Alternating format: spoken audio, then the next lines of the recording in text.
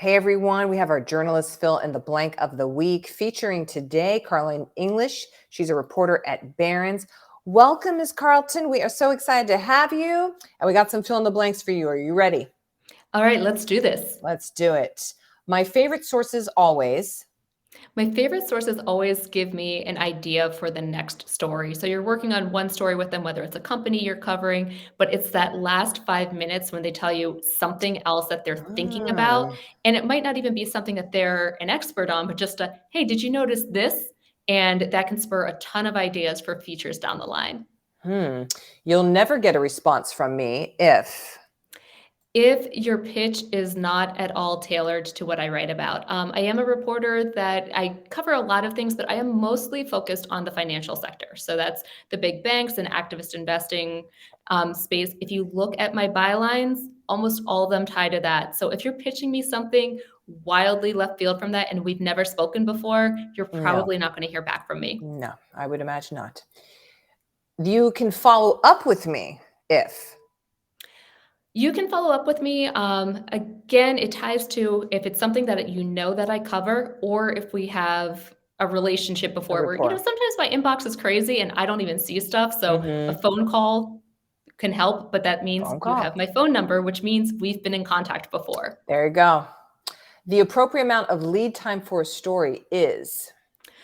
That's a tough one because I mean the news business does Yep. move fast, but I do get a little hesitant when someone's like, "I have an embargo for you," and it goes at 8 a.m. tomorrow morning, and it's 4 o'clock in the afternoon.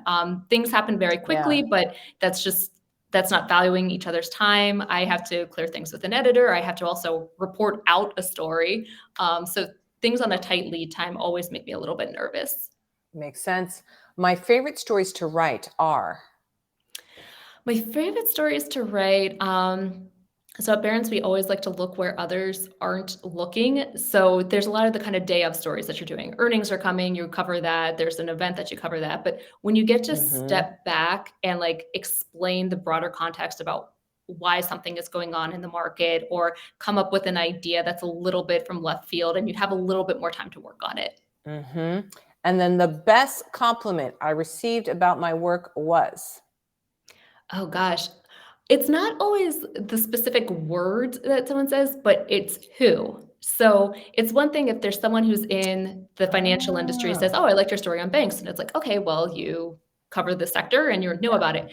But when someone who is far outside of the media or financial industry Mm-hmm. says, "Oh, wow, like now I understand what the rate hikes mean for me," or now I understand why loan growth is important or whatever. That's the type of compliment that really hits me more. Mm. Thank you for those fill in the blanks today, Miss Carleton. Carleton English from Barron's. Thank you. Thank you.